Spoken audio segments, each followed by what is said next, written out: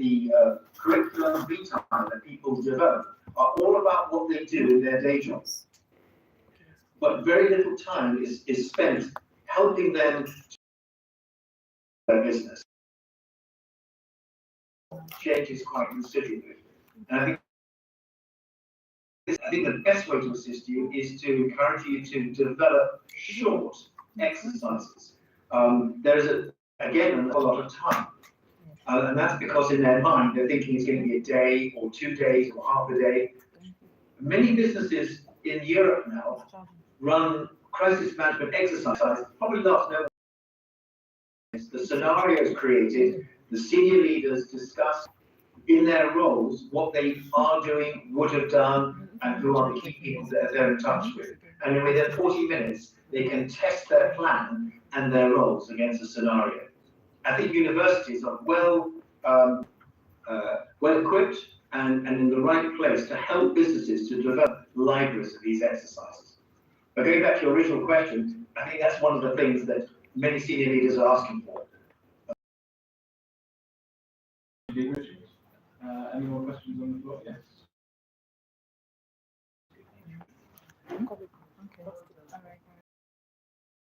Thank you very much. Now I have a question for everyone on the panel. Thank you. For the first presenter, can you speak to us about some of the potential risks about AI? I need to jump on now. Everybody's talking about it. The university is organizing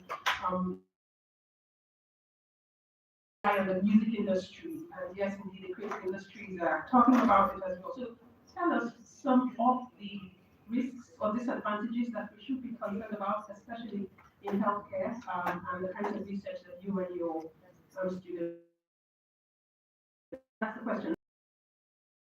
If you can hear me, is do you have mechanisms in place to train staff of NEMA, for example? I know that you spoke about the master's program that you have at Bournemouth and other modules that can be taken also, and the pathways. But have you thought about as well some of the trainings that NEMA staff members can benefit from with your experience and your research as a way of, if you ask me, being equitable and decolonized in your research approach? Because we speak a lot about injustices and inequalities between the global north and south. So if you are thinking of making this impact that can be felt in a direct and meaningful way, is that something that's on your agenda? Third speaker? No. You're welcome. That question. I mean, I can answer it straight away by saying that I'm in touch with the new Director General of NEMA right now, and we are in the process of inviting her over to the UK as soon as she is free, which we hope will be quite soon. And it's one of the things that we've done with each director of NEMA. So I think, as I mentioned in my little recorded speech, we were out in Nigeria only about a year and a half ago, 2 years ago, in Abuja, where the then Director General of NEMA was asking us to work with them across each of the 36 states. So the project was to go into all of the different state emergency management agencies. He's moved on, and the new Director General has come into play. And so we're basically waiting till we have an opportunity to talk through with her what her strategy is and what will most support her. It's wonderful to have her in the position, and we're really looking forward to meeting her. She and I have spoken several times now over the phone and over the internet, and she's looking forward very much to coming over. The research that we do is very much directed by those conversations.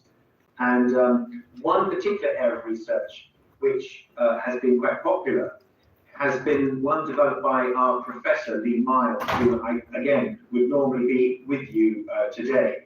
And it was on the subject of single points of failure. In other words, what are those critical issues which, if we could deal with, would actually unlock a lot of other issues at the same time. And that's been something which we've watched our postgraduate students working on to huge success back in their own home countries. Thank you. And my final question, which is not for Richard, but Anthony. Well, it's not that this is the ultimate question I pose. There is this assumption, because I'm hugely interested in gender equality, as one can imagine. There is this myth, I should even say, that putting a woman in a leadership position will create gender equality. And that is so untrue. Can I turn around in the room so that I can be seen? It is so untrue to assume that just because you're a woman, you should be put in a leadership position, and therefore that will create gender equality of some sort. We need to be very mindful of that assertion or assumption or myth or whatever you want to call it. We should instead try to create gender equality across the spectrum, across the room. And by doing that, the leadership qualities that people across this spectrum have will emerge, and then they can rise to leadership positions instead of just thinking that throwing a woman into that space will create the kinds of dialogues that we do. One of the mistakes that we women make is to assemble women, right, our gender, and start to talk at or to ourselves to create gender equality. That's not going to solve it.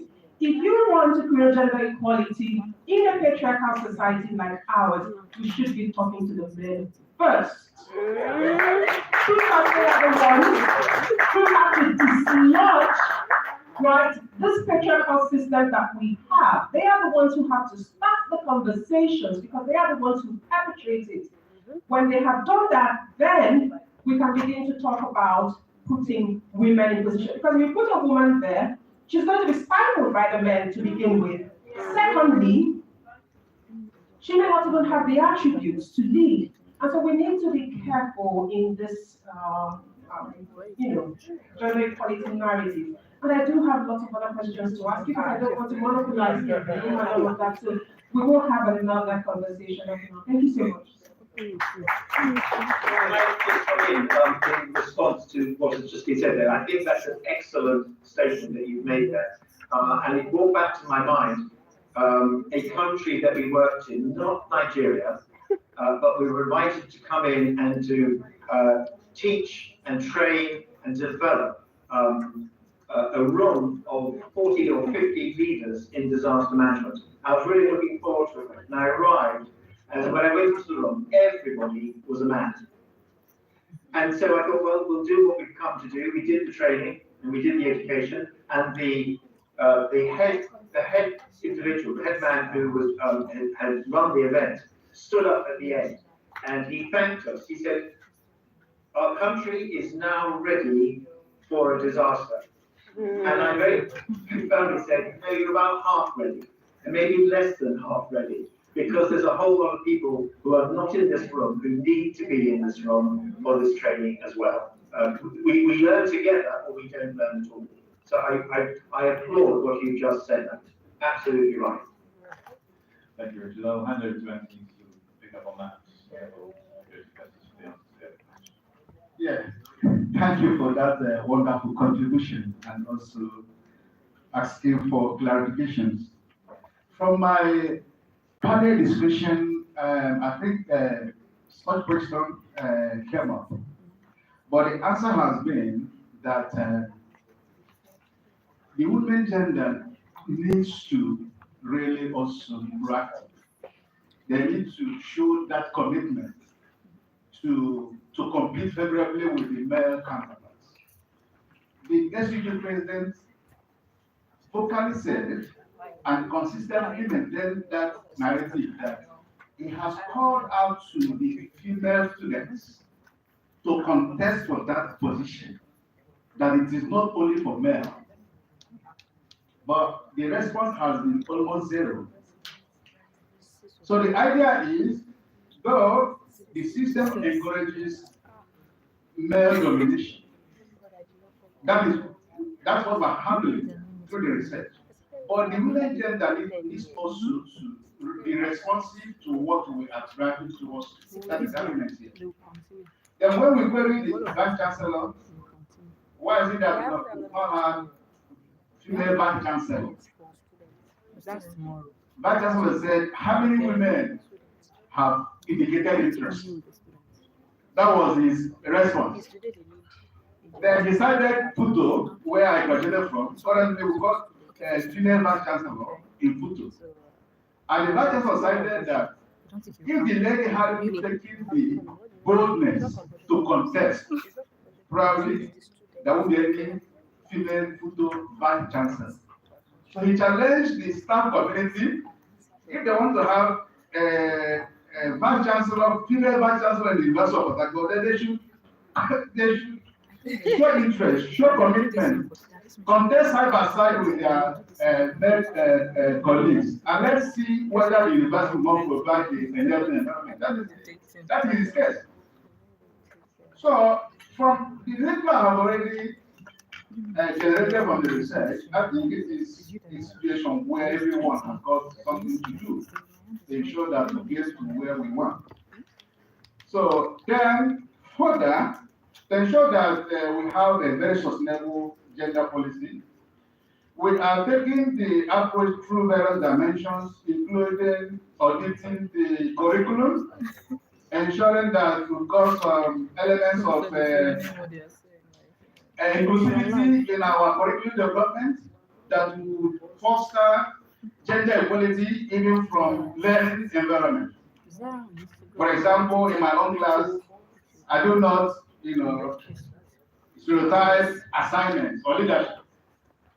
Unlike where we've got that gender mentality or ideology, in most cases there are some tasks like unit leadership, like group leadership.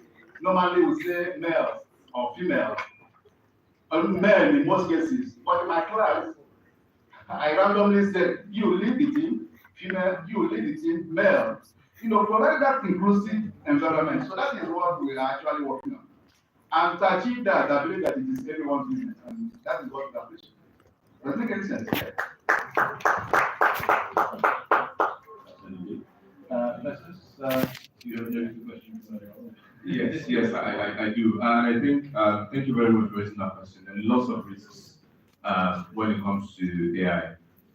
There's a risk of misuse. So when ChatGPT started in America, the secretary uploaded the board minutes of the board meeting onto ChatGPT to transcribe and rephrase. And that was a free version of ChatGPT, which got, exposed on the internet. So at the beginning, there's lots of misuse, but it is improving in terms of, in fact, AI has learned a lot more in the last 2 years, and it's really advanced when it comes to the outputs. So there's always input, there is output. The input is mostly data, voice data, text data, image data. All of these kinds of data are popped into the internet somewhere, and that's what the generative AI tools, that's what they use. So based on the input, it gives us the output. In healthcare, there's a massive volume of opportunities for misuse. I wouldn't say opportunities, but there's a risk for misuse there. People use generative AI. Some private clinic, I don't think it's around the NHS, for the GP to write notes with ChatGPT. But there are some developments that are going on where you could because doctors are very busy, right? They have 10 people to see in a day, 20 minutes each, 15 minutes each. And so it can help make the work a lot easier. So I've seen you've got a headache and something, or ongoing case, and we've talked about I need to have a note, doctor's notes on the EHR, the electronic health record system. Just the voice data can help, just dictating that to the notes, and it just saves you time. The problem with that is there are some medical doctors, junior doctors in the UK, for example, whose accents can be picked very quickly with these tools, right? So imagine somebody saying something to the tool and speaking something else. So there are ongoing work. There are people developing solutions in the US, for example, who are trying to adopt or adapt language and things like that. So the use within healthcare, for my students, for example, there is AI being used in diagnosis through predictive medicine. It's been used, in design of platforms as well. So, for example, one of my students at the moment, my master's student, she's studying digital health, and she's got IBS, irritable bowel The syndrome. guy that is talking And it's as a personal case study, she's creating a semantic analysis using AI. What she's doing is fascinating. She's studying in the East, I think UNN, Nusuka, I think UNN is Nusuka. And what she's doing is using our own experience, is creating a solution for 20 to 30-year-olds at Government University students who have ideas and having an interview, recording that interview, and then popping that into an AI tool. So there are lots going on when it comes to how people are creating solutions non-stop. So there are risks, I admit, and there's also what we call AI phobia. When ChatGPT came up and it became very popular, in my department, for example, people were like, "Oh, we can't use this, it's not going to be fine, 100%, no. But a very old colleague of mine in the department said, this is what happened. I've been in this university when it was a polytechnic, so 30 years ago, 1999 or 1991 or something, when the internet came.